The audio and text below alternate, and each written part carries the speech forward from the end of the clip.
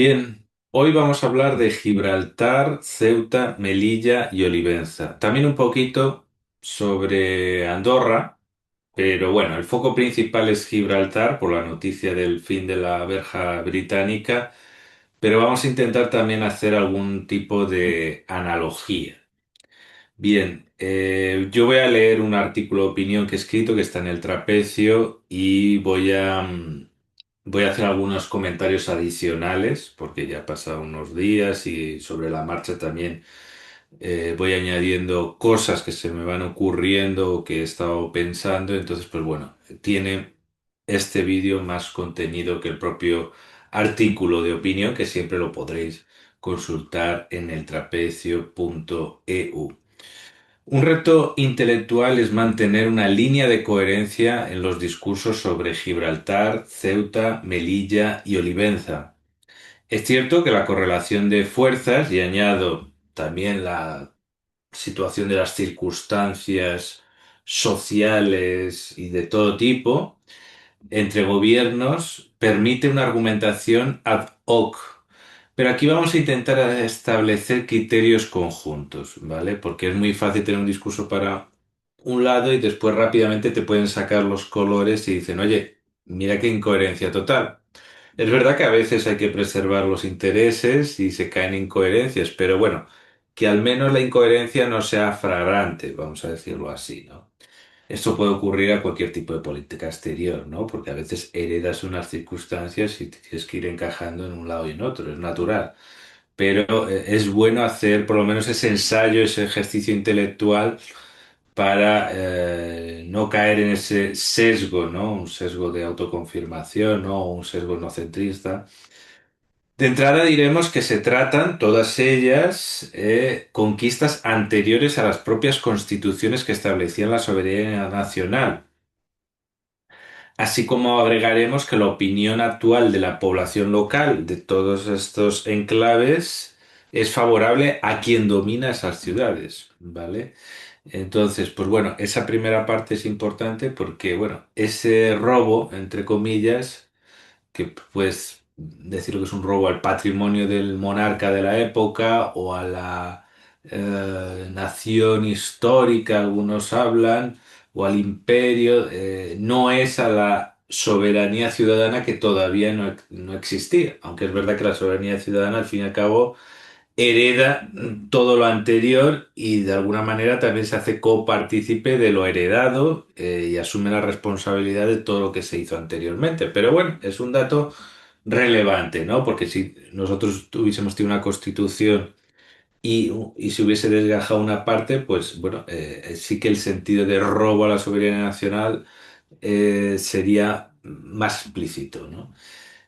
Por lo que nadie de los que quieren cambiar el statu quo, lo digo por el caso de la opinión actual de todas esas poblaciones citadas, ¿no? El caso de Gibraltar, Ceuta, Melilla y Olivenza, que se podría añadir también Malvinas. El caso de Andorra, como digo, es otra cosa, porque el caso de Andorra es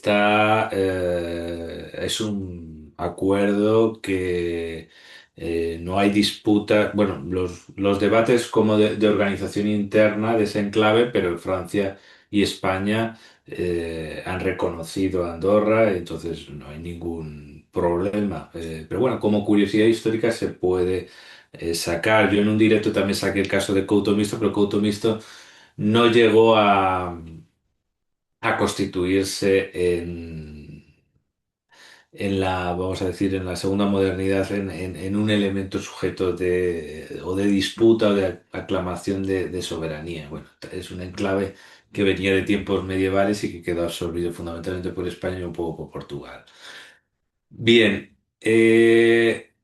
nadie quiere un referéndum en estos sitios donde las opiniones locales son favorables al dominio territorial actual, ¿no? No obstante, el derecho a autodeterminación solo tendría sentido si la población es descendiente de la originaria y si su opresión lleva a una exclusión de la participación plena en la nacionalidad, donde estén insertas en esa legalidad vigente, vamos a decir así, o en esa ocupación, entre comillas, vigente incluyendo el ejercicio de pluralidad cultural y el juego democrático del Estado de Derecho. Bueno, yo creo que en este caso todos estos ejemplos participan, sí, de la democracia y participan de una pluralidad, aunque no, aunque en el caso de Gibraltar sí es verdad que la relación con el Reino Unido no está completamente integrado, pero sí que son nacionales y tienen pues pluralidad interna y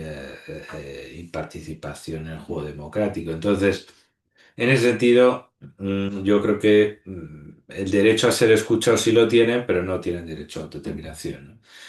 Es, en cualquier caso, una opinión, como digo, relevante en las negociaciones entre estados, ¿no? Solo el pueblo de Livenza, de todos estos casos, es descendiente de la población originaria. Evidentemente se han agregado otras personas, pero bueno, los que estaban allí se quedaron, no fueron expulsados, pero está plenamente integrado, gran parte asimilado, en el cuerpo territorial y administrativo español. Melilla estaba despoblada cuando se conquistó, aunque tuvo poblaciones anteriores, ¿no? Pero por guerras internas, aquello estaba despoblado y entró España. En cambio, la toma de Gibraltar y la de Ceuta, que Ceuta recordemos que formó, la conquista es portuguesa, implicó una sustitución territorial, es decir, hubo un vaciamiento de la población previa y la llegada de colonos. La población expulsada de Gibraltar, unas 5.000 personas, se instaló en San Roque, a unos 13 kilómetros del Peñón, ¿no? Por dentro de la tierra, hacia el norte, noroeste, 13 kilómetros, allí se creó, se instaló en San Roque. Hoy en día no existe entre los sanroqueños un sentimiento de agravio que empuje a sus descendientes a exigir reparaciones y recuperar propiedades del pasado. Ahora bien, tras varios siglos de nuevos gibraltareños, además de los derechos adquiridos por transcurrir muchísimas generaciones viviendo allí, existen parentescos y mezclas con la población adyacente. Hay muchos gibraltareños de diferentes generaciones, hijos de madre gaditana. Por Gibraltar pasaron muchos exiliados españoles, incluso iberistas, como Andrés Borrego, quien huyó allí tras la intervención francesa de los 100.000 hijos de San Luis. Mira, también es interesante porque ahora que ha sido el 2 de mayo, es interesante por todo el debate de los afrancesados, etcétera, ¿no? Pues sí que hubo liberales, no solo afrancesados, sino que hubo liberales en contra de las dos intervenciones francesas, porque hay gente que estaba a favor de una intervención, la primera, no la napoleónica, y en contra de la, digamos, conservadora, la segunda, de los 100.000 hijos de Sauli, y también hubo gente que estuvo en contra de las dos, liberales y por casualidad también iberistas que se opusieron a todo esto, pues, desde un Flórez Estrada, a un Empecinado, a un Espocimina, Argüelles, Conde de Toreno, Mendizábal. Hay gente que lo niega, pero sí que hubo ese sector de liberales, que evidentemente ese sector de liberales doceañistas, ¿no? Que defendían la Constitución de 1812, estaban un pelín más cercanos a Inglaterra que a Francia, aunque con Francia, pues evidentemente esas ideas que, bueno, de alguna manera había que adecuar a España, ¿no? Pero al fin y al cabo era una segunda modernidad que ya una vez derrotada la española solo quedaba adaptarse con su propia idiosincrasia, ¿no? Y yo creo que estos liberales sí que lo consiguieron, ¿no? Con un liberalismo templado. Claro, estaban por geopolítica, por pragmatismo, estaban un poco más cercanos a Inglaterra. Por eso digo que cuidado con la anglofobia, es bueno pensar con cabeza propia, pero el mundo anglo, pues bueno, hay espacios de disputa y de cooperación, igual que con el mundo francés, ¿no? Con la galofobia también hay que tener cuidado. Pero evidentemente unos ocultan una y asumen otra y viceversa, ¿no? Entonces, pues bueno, hay que intentar reducir prejuicios en ese sentido, ¿no? Evidentemente, la cercanía hacia Portugal también llevaba a una cercanía un poquito con los ingleses. Y bueno, y de alguna manera, aunque destruyeron el país primero, la destrucción de los franceses fue brutal. Hicieron algunas reformas, algunas cosillas, es cierto, tal, pero bueno, la destrucción neta fue mayor, ¿no? De robos de obras de arte, de destrucción industrial, preindustrial, bastante de fábrica y tal.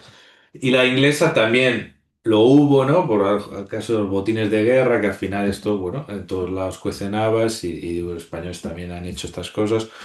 Eh, pues bueno, pero al final los ingleses, bueno, en comparación de destrucción, pues fue también importante, quizá menor, evidentemente menor, y además nos ayudaron a expulsar a los franceses, y fueron los franceses al final lo que hicieron hundir a todo el imperio español, ¿no? Entonces, del lado inglés, al final, pues lucharon también portugueses y españoles, y muchos de estos en las trincheras crearon una hermandad que después pues alimentaría también al iberismo, ¿no? Entre otros, eh, bueno, lo que resultó en el trienio liberal, y recordemos que en el trienio liberal también parcialmente se toleró la vuelta de algunos afrancesados, ¿eh? Pero claro, estaban más del otro lado. Perdón, del otro lado, inglés, vamos a decir. Pero con una conciencia nacional, hay que decirlo, no como títere, ¿no? Y, por ejemplo, del lado hay un iberista muy especial que es el Duque de Saldaña, que participó en esa liberación de la península ibérica, ¿no? Esa guerra peninsular contra los franceses, o guerra de independencia en el lado español se llama, o guerra contra el francés.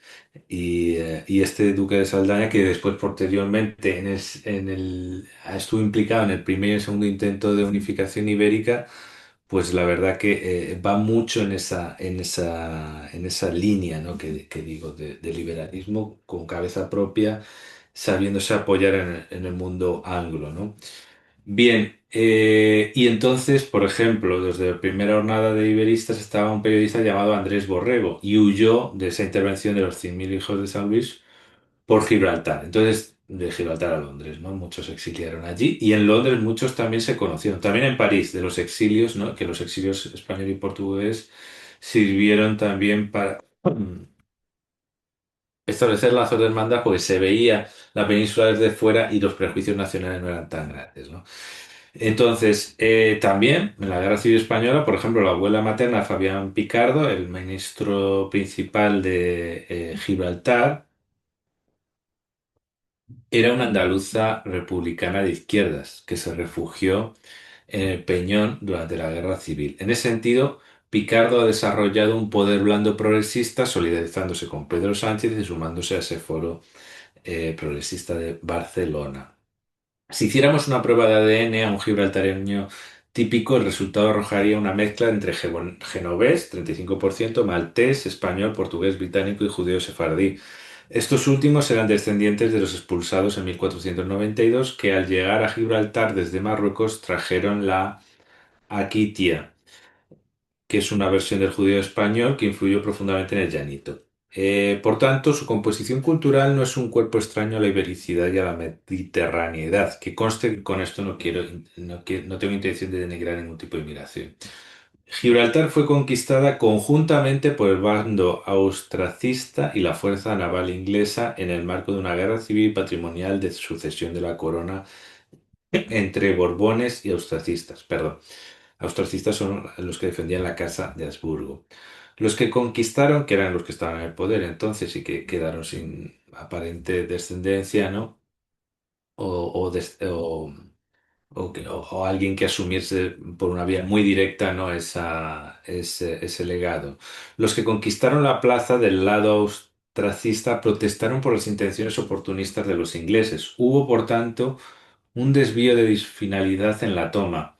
Finalmente, tras una negociación internacional para repartirse las posesiones, digamos, españolas o de los Habsburgos hispánicos, en Europa y otros privilegios comerciales, estableciendo un nuevo equilibrio entre imperios y legitimando así al nuevo rey Borbón en España, el Reino Unido logró el reconocimiento jurídico de su dominio de facto sobre Gibraltar y Menorca. Casi un siglo después, España recuperó definitivamente Menorca por la vía militar y diplomática, pero podía haber tenido el mismo destino que Gibraltar y estar hasta el día de hoy negociando el estatus de Menorca. La denominación completa de Marruecos, aquí hay una argumentación que también tenemos que ir revisando para ir limando esas incoherencias. La denominación completa de Marruecos en árabe es, bueno, esto para mí va a ser un poco difícil, ¿no? Al-Mamlakah al-Maghribiyya, que significa literalmente reino marroquí. La palabra Maghrib se refiere al lugar donde se pone el sol. Por eso en el mundo árabe se conoce históricamente a Marruecos como Al-Maghrib Al-Aqsa, el extremo occidente. Por tanto, al igual que España, que originariamente el término viene refiriéndose a la península ibérica, Marruecos también tiene una referencia geográfica de su nombre. Entonces, tener la referencia geográfica le hace más fácil de identificarse con un territorio ancestral, por donde se suceden diversas dinastías con sus continuidades culturales, patrimoniales y burocráticas. La palabra Marruecos, además, en español procede de una deformación de la ciudad de Marrakech, que fue capital de diversas dinastías. Esto nos lleva al frágil argumento de que Marruecos no existía en tiempos de la conquista de aquellos enclaves, porque alguien va a decir, no, España tampoco. Eh, Antes de las naciones constituciones políticas se van consolidando progresivamente identidades antropológicas dentro de una dinámica de unificación dinástica cuyas estructuras institucionales se modernizan y centralizan hasta constituir estados-nación con nombres e idiomas oficiales. El nombre del reino a veces cambia, pero esto no es necesariamente determinante, aunque ayuda al argumentario nacionalista y redentista, como es el caso de los 900 años de historia de Portugal que ahora se están celebrando y que normalmente no comienzan en el momento que les interesa, porque claro, de 900 años también puedes celebrar del condado portucalense o de Portucale, donde evidentemente estaba sobre influencia del Reino de León, de Galicia, de las Asturias, y evidentemente allí es donde nace, como, y entonces podrías decir, bueno, esto empieza en Asturias, también podrías llevar ahí. O si vas por Lusitania o por otros, o por Galaecia, tienes que reconstruir ese discurso, ¿no? De originario de tan ancestralidad, ¿no? En el caso español, si se asocia España a Hispania, se puede remontar a los romanos, aunque no fuera una entidad institucionalmente independiente. Para ello habría que llegar a la Hispania visigótica, al Al-Ándalus a partir del Emirato de Córdoba o al reinado de los Felipes. Posteriormente, la España sin Portugal dejó de ser península en su totalidad. El Estado-nación español se consagrará en Cádiz con su primera constitución en 1812. Por tanto, es muy relativo decir cuándo empieza España, Portugal o Marruecos. Primero hay que pactar un criterio conjunto para debatir estos asuntos. No se puede aplicar un criterio a un país y otro criterio a otro, sino si primero se parte el criterio y se ve, porque claro, ahí existen muchos siglos de, digamos, de formación de la nacionalidad que está en progreso, de arriba abajo y de abajo arriba, y no está tan claro las cosas. Melilla y Ceuta fueron gobernadas con gran continuidad desde la península ibérica desde los tiempos romanos, visigodos y andalusíes. Ceuta fue conquistada por los portugueses en 1415 y Melilla por los españoles en 1497, mucho antes del reparto de África del siglo XIX. Esto se dice porque todo aquel proceso después de la Segunda Guerra Mundial de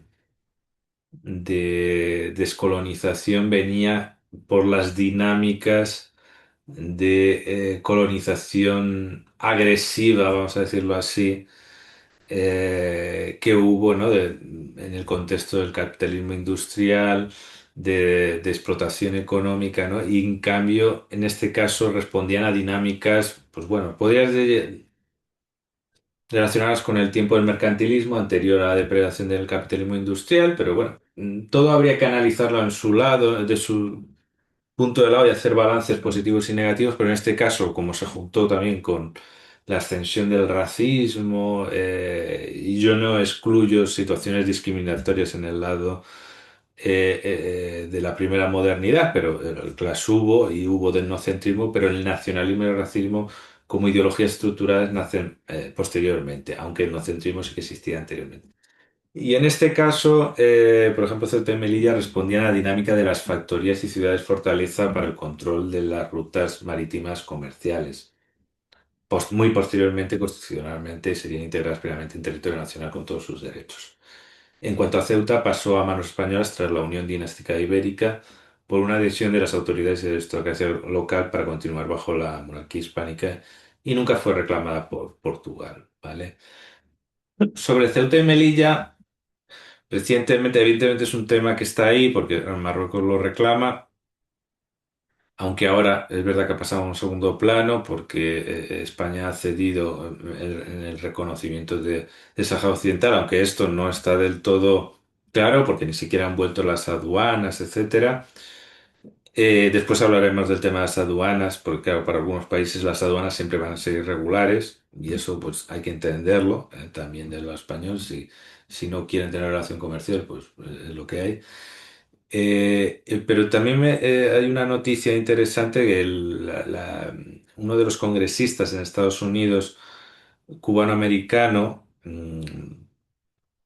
Díaz Balart, Mario Díaz Balart, ha hecho una gestión en el Congreso, en el Senado en particular, creo, de Estados Unidos para que intentar pues sacar los colores a España con Ceuta y Gibraltar. Sabemos que Marruecos siempre ha tenido una buena relación con Estados Unidos porque fue el primer país en ser reconocido, en que Estados Unidos reconoció, en que Marruecos reconoció la independencia de Estados Unidos, pero hay que decir que la relación entre las dos partes la estableció España y España fue quien apoyó con armas a la independencia norteamericana, que muchos se arrepienten, pero bueno, está ahí que se debería utilizar como activo y en cambio Marruecos sí que actúa más con ese reconocimiento inicial, le ha sacado un poco más de rentabilidad que nosotros.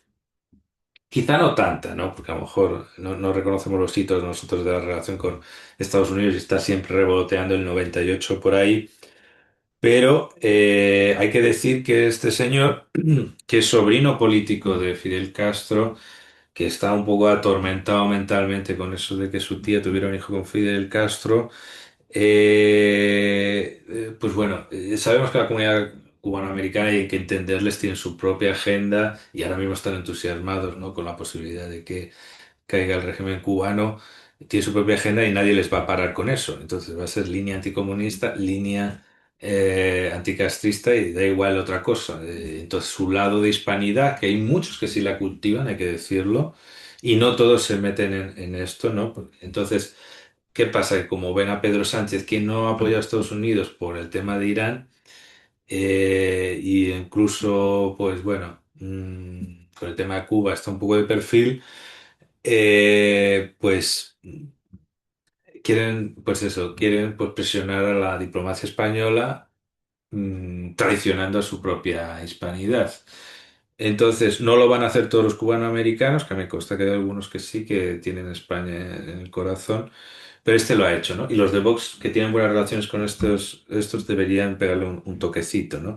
Sí que es verdad que, bueno, es un juego sucio, una patada debajo de la pierna. Es verdad que Marruecos ahora está un poco más tranquilo por las negociaciones, por las cesiones de Sánchez y por el Mundial 2030 y hasta el 2030 parece que las cosas van a estar tranquilas, no les va a salir bien esta jugada. Pero probablemente Marruecos juegue a doble línea y le parezca bien estas cosas, aunque a lo mejor ahora va a contrapié y evidentemente Pedro Sánchez, que tiene muy buena opinión en las opiniones públicas del Mediterráneo en general, exceptuando la israelí, y en la marroquí por sus posiciones pro-palestinas,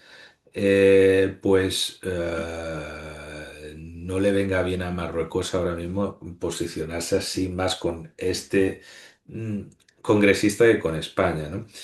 Entonces, pues bueno, que sepamos que también es un tema, una herida que puede ser utilizada por potencias para intercambio de cromos y evidentemente sabíamos que en la posición de cuando tú eliges un bando, pues tiene unos costes y esto es lo que lo puede suceder a Pedro Sánchez y los tendrá más adelante. Otra cosa es si se asume o no se asume o si tenemos suficiente pólvora que para aguantar cualquier tipo de presión. En este caso parece que no creo que vaya muy allá, pero bueno, hay que estar atentos que siempre ese tema va a ser delicado, igual que con Canarias. Y más delicada aún es la isla tercera de Lajes de Portugal, ¿no? Y por eso también se entiende su posicionamiento. Bueno, volvemos. España nunca consideró que la línea de entrada y salida de Gibraltar, al menos en el Istmo, fuera una frontera internacional, sino un puesto policial irregular a consecuencia de la ocupación territorial británica y sus conquistas adicionales por tierra y por mar contra el Tratado de Utrecht, aprovechando crisis sanitarias y guerra civil. Aquí, claro, aquí también entra el tema del derecho internacional, que tienes derecho a no sé cuántas no dentro de tierra, ¿no? Sino el marítimo, ¿no? Aquí también entra un conflicto entre tratados y derecho internacional, que quien defiende derecho internacional aquí también se puede encontrar con algunos problemillas. Aunque en la práctica los británicos hacen uso de esas aguas, ¿no? España considera que la verdadera línea de separación imaginaria con la colonia debería ser estar al pie del peñón, ¿vale? Aquí el término colonia se puede utilizar de varias maneras, ¿vale? Probablemente de aquella de, bueno, hay unos colonos ahí, pero no es una zona explotada económicamente. Sí es explotada económicamente y el entorno con trabajadores y tal, pero sí que es una economía, vamos a decir, desarrollada, ¿no? No es subdesarrollada.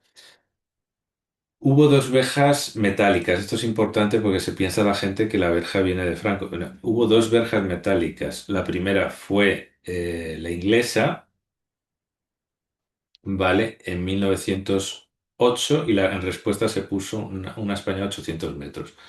Franco no creó la verja española, sino que fue quien echó el candado, ¿no?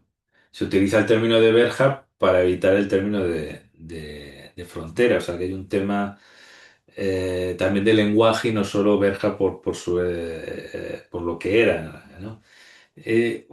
Aquel el cierre de Franco fue un varapalo para los trabajadores transfronterizos, y en el siglo XVIII también, nos podemos remontar más atrás, España ya había intentado aislar y asediar a Gibraltar en la línea de Concepción, construyendo una línea de fuertes. Con la invasión napoleónica, volvemos a Napoleón, ingleses y españoles, ahora aliados, volaron esa línea de fuertes, pues se pensaba que podían atacar a Gibraltar desde ahí.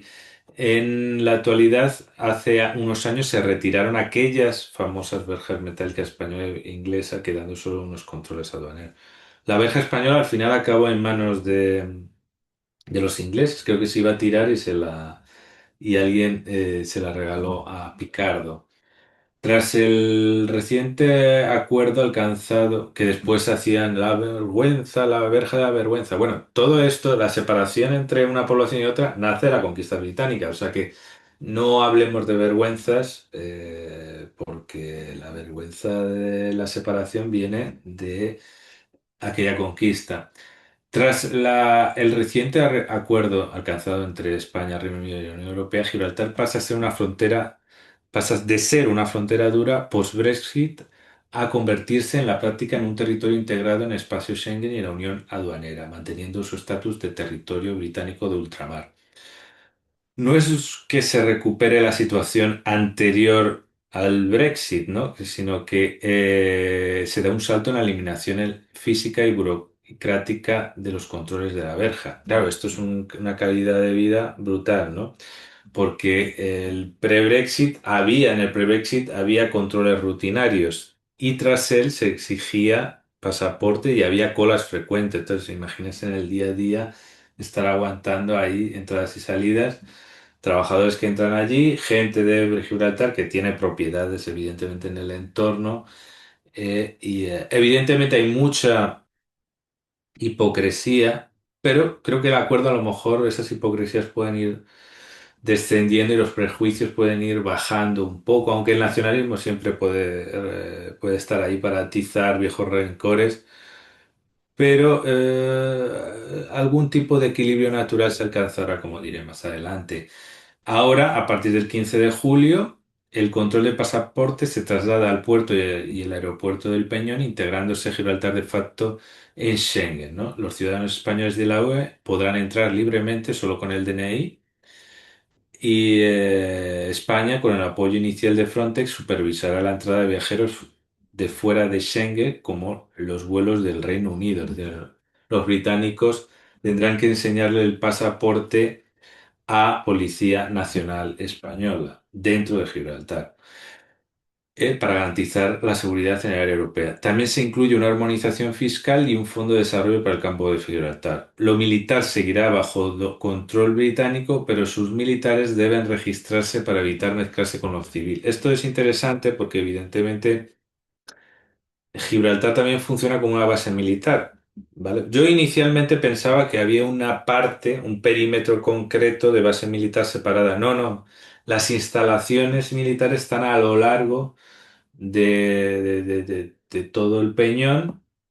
Los antiguos túneles, como diré, ahora tienen otro uso, ¿no? De datos, etcétera, que hay 50 y tantos kilómetros de túneles.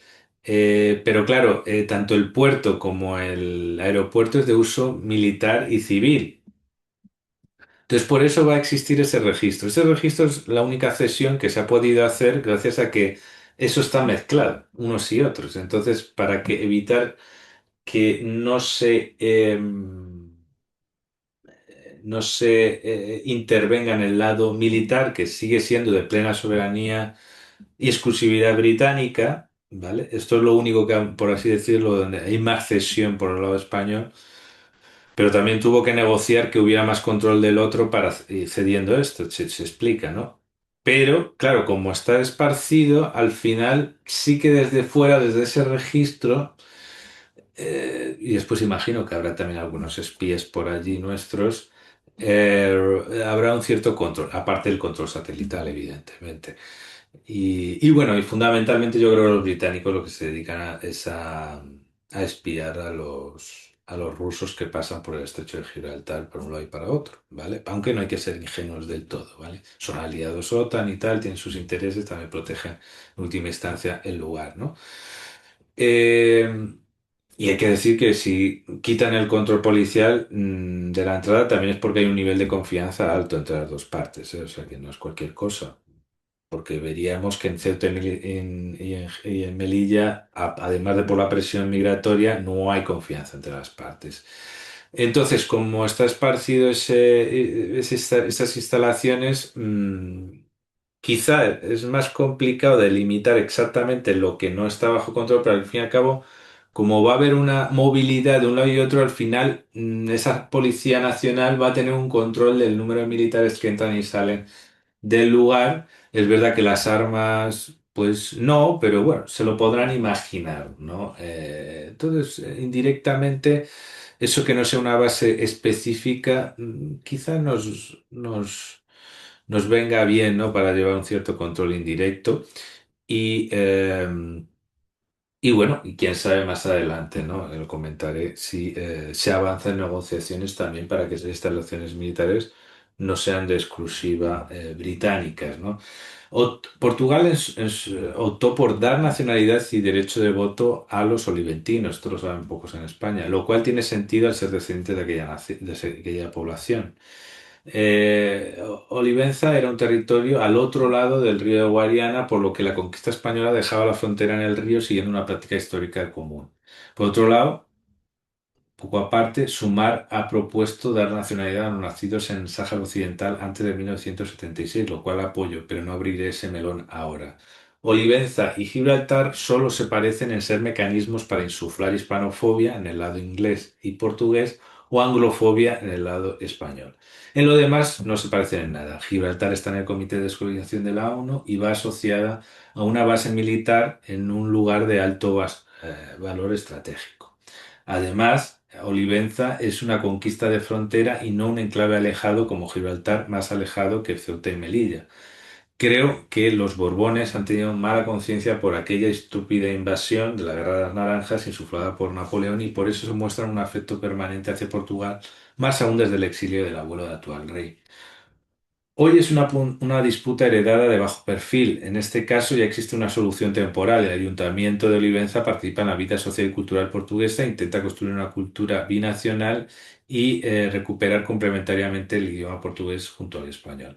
España no protesta por el derecho de voto y nacionalidad portuguesa dada a los oliventinos. La voluntad de Olivenza es de un estatus amistoso y bicultural desde su españolidad, ¿vale? Y su ibericidad y su iberismo, ¿no? Entonces, sí, se sienten españoles y nietos de portugueses. A mi juicio, solo tendría sentido entregar simbólicamente Olivenza dentro de una integración institucional ibérica. Y lo dejo así en abierto. Sobre Gibraltar, ya lo dije en su día, la solución pasaba por convertir el istmo en agua, transformándolo en isla y construir una réplica del Peñón en paralelo. Bueno, esto es un relato de ficción que escribí en su día, que lo tengo en mi blog, el blog Estado Ibérico. Y bueno, que Operación Réplica Exacta, algo así, lo escribí hace casi una década. Pero bueno, era un chiste más que nada, ¿no? Una broma. Yo creo que sí, que el acuerdo actual del gobierno español es un acuerdo más que razonable. Yo creo que sí que hay una perspectiva y si se tiene cierta estrategia, pues eso, es importante aumentar la presencia española y europea en el Peñón a largo y medio plazo. No hay renuncia a la soberanía, pero de facto se reconoce la interlocución con el gobierno local. Picardo, de hecho, fue recibido en el Palacio de Viana en Madrid, no en la sede de Ministerio de Exteriores. Si no se puede tomar militarmente la plaza, porque está claro que no tenemos la suficiente fuerza militar para eso, ¿no? Para tomarla definitivamente, porque claro, esto pasaría como lo de Malvinas, ¿no? La estrategia debe basarse en, si no podemos tomarla, en convertir en Gibraltar una especie de parque temático ibérico inglés. Monitorizar satelitalmente con ese registro nuevo la base militar, que la base militar ya sabéis que es algo, es el propio enclave, porque está repartida en las instalaciones militares, pero bueno, vamos a decir ese intangible de base militar y lentamente hispanizar cultural y empresarialmente y sin tampoco ganas de excluir el inglés. Y bueno, yo creo que habrá gente que también lo puede utilizar con mega academia de inglés, aunque probablemente allí sea difícil aprender inglés porque todo el mundo habla español. Aunque las nuevas generaciones, como ocurre también en las nuevas generaciones de portugueses de la frontera, saben crear burbujas, ¿no? Con las redes sociales y los YouTube y todo esto, y a veces no tienen la misma relación con el entorno que antes. Aunque las redes sociales también, yo creo que también tienen un efecto de relación, ¿no? Pero a veces el idioma se pierde, a lo mejor, o a lo mejor va más en el lado escrito, no lo sé. Hubo ese efecto en la raya, probablemente de Gibraltar hay un efecto parecido, pero probablemente sea una generación anterior la que, y en la nueva, la más reciente, probablemente no haya tanta separación porque también ayuda también las redes sociales a ir derribando fronteras, ¿no? Fronteras entre comillas, que sabemos que frontera no nunca lo ha reconocido España. En el caso de Gibraltar. Las inversiones de la clase empresarial española en Gibraltar y el capo de Gibraltar serán claves. Actualmente los túneles militares están reconvertidos en centros de datos para apuestas online y criptomonedas. Asimismo, se termina con el anonimato fiscal de la roca. Es cierto que hubo una oportunidad de arrancar una cosoberanía con Tony Blair, quien quería cerrar esa herida para evitar vetos en la Unión Europea, en su proyecto de ser líder europeo, pero no calculó el rechazo de los gibraltareños. España perdió esa oportunidad porque no tenía apoyos importantes dentro de Gibraltar y eso hubiese hecho falta hacer un poder blando, que no era fácil, ¿eh? Para estos Margallos se queda, como tiene sus antepasados involucrados en esto, también tiene ese sentimiento y también ese sentimiento de esa oportunidad perdida, pero es que no hubo condiciones porque no se hizo el trabajo previo. Y yo creo que no tiene razón, como tampoco tiene razón Tamames hablando de Gibraltar Comunidad Autónoma. No, primero tienes que tener la fuerza y tienes que tener por lo menos un apoyo importante local, ¿vale? Si no, se hace ingobernable el asunto. Mínimamente realista, ¿no? Porque estas cosas se utilizan como una especie de idealismo nacionalista que no tiene nada que ver con el mundo real, ¿no? España perdió la oportunidad, ¿no? Y bueno, y apareció una nueva oportunidad que, con el Brexit, ¿no? El coste de un nuevo acuerdo era muy alto y se ha aprovechado para lograr la integración aduanera. La frontera subsiste en el fondo, pero habrá más intercambios económicos y culturales, lo que llevará a un equilibrio más natural y evidentemente ejercerá una influencia española mayor sobre la zona. Y bueno, la influencia inglesa también la podrá desplegar en España, pero yo creo que va a ser más limitada, ¿no? Por tanto, no se puede decir oficialmente que sea el fin de una frontera, nunca reconocida por España. ¿Mm? Sí que es verdad que llegará a un equilibrio más natural. Lo que sí es el fin de unas aduanas irregulares, ¿vale? El último muro de la España, la Europa continental se desplaza hasta el perímetro de la base militar británica en Gibraltar, que en realidad el perímetro son varias instalaciones militares esparcidas por el Peñón y algunas de uso civil y militar. La, pregun- la pregunta que quedaría pendiente es, ¿algún día existirá en esas instalaciones militares que llamamos base un uso conjunto militar hispano-británico? ¿Tiene sentido hacerlo en cuanto estamos en la OTAN? Probablemente sí. Pero bueno, este será el paso siguiente, que evidentemente si llega será en un momento de mayor debilidad de Gran Bretaña y no sé si eso llegará en algún momento. O algún tipo de intercambio también para que, bueno, a lo mejor Morón y tal, a lo mejor se podría, imaginaros que se van los norteamericanos, lo mismo podría llegar a un acuerdo también para utilizar lo que hay allí en comparación con lo otro. Pero bueno, cuidado porque esa base militar es pequeñita, sí es verdad que es históricamente muy estratégica, aunque los satélites ya consiguen, pero desde allí tienen tecnología para, sobre todo para escuchar los submarinos, los cables que tienen, tiene unas capacidades importantes. España lo tiene además también a lo largo de toda la frontera, pero bueno, hay unas capacidades concretas de ese lado, ¿no? de las Torres de Hércules, que es verdad que tiene su simbolismo, ¿no? Entonces, a lo mejor algún tipo de acuerdo también para que los británicos tengan uso, a lo mejor, de Morón o de y también entrar ahí dentro, bueno, podría ser una opción, ¿no? Vamos a ver en qué, en el futuro, creo que esta es una primera etapa, vamos a ver dentro de unos años, y puede ser un ejemplo para otros casos, ¿eh?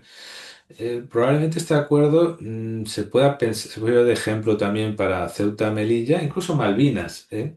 Evidentemente no está maduro, porque aquí hay una experiencia previa de integración, de circulación comercial en el continente. No hay una presión migratoria hacia, que genere un problema de seguridad, ¿no? De por desbordamiento en Gibraltar. En Malvinas tampoco ocurriría porque aquello es inhóspito, pero claro, no existe ese mínimo de relaciones, intercambios que existía con Gibraltar y el entorno del campo de Gibraltar. Y en Ceuta y Melilla, evidentemente, no hay las aduanas que hubo, funcionó parcialmente en Melilla, si no me equivoco, y ahora están que no funcionan, ¿no? Por todo este boicot de Marruecos.